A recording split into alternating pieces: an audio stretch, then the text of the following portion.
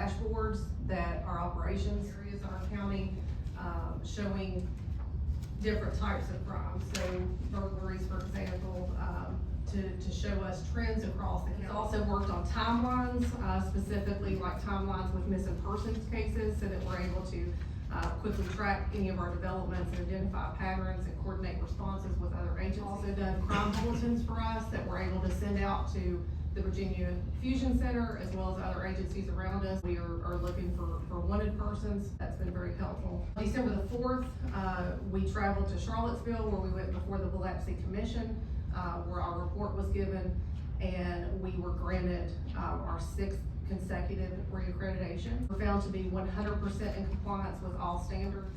We had a total of 78 applications for the Sheriff's Office. Through those, we were able to hire 10. Our volunteers, our Citizens Police Academy Alumni Association volunteers, also falls under administration.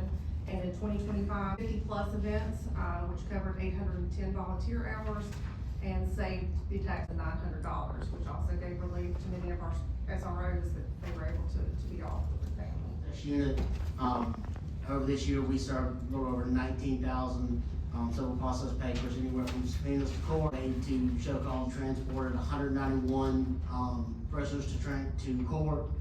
We transported 183 prisoners to jail. Basically what it is they were incarcerated in another jail facility, and they were being housed. The only reason they were being housed there was because they had charges in Bedford County, so we had to go pick them up and transport them to the regional jail system.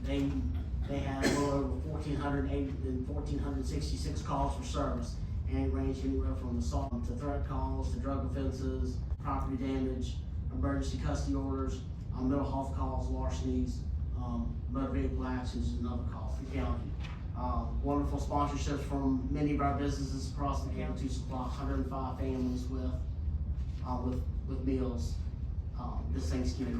And across our Troy Drive, we were able to supply over 500 children across the county with a Christmas this year. As you'll see, this is from January to November, about 45,000 calls for service. A little over 5,000 property checks being done during the night, weekend hours, when people are away or just need to be checked. So the patrol drug arrest, 39. A little under 1,300 felony and misdemeanor arrests. Our emergency custody orders, which is our mental health, where we're sitting up to about 8 hours with people at the hospital. That's a 78, so that's a pretty big number. We haven't seen that in a while. Did a little over 1,000 bags of trash. Did some grounds work around the county buildings. They're our major crimes: murder, rape, shooting, burglary, sex offenses. These are the crimes that most of the time they might not be solved in a day. They might not be solved in a few days. It might take weeks, months to investigate. That's 354 cases total. 46% were closed by arrest. 17% were what we call exceptionally cleared, which means maybe the victim refused to cooperate, Commonwealth attorney declined to prosecute the case for whatever reason, things like that. More from that vantage point, they can record, they can give us real time at a big incident, at the command post, anything. Custody. But 5 of them were barricades, 7 of them were high risk, 1 in person. Crisis negotiation team works hand in hand with the SWAT team.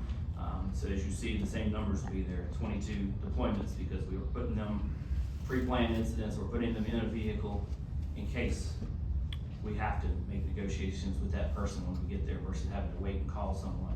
They were able to successfully. Some of these were life-threatening injuries, starvations. They led to felony charges and guilty pleas in court. They removed over 50 plus animals. They work closely day in, day out with adult protective services and child protective services, whether we're calling them or they're calling us. It kind of goes hand in hand, it seems like. They're very strong partners with Friends of the Bedford County Animal Shelter and Bedford Humane Society and work well together with them. When they're not busy on their animal calls, they are supporting the patrol division with almost 300 calls and 150 backups in a year. They handled 450 animals throughout the year countywide, and then assisting game commission when they're not available.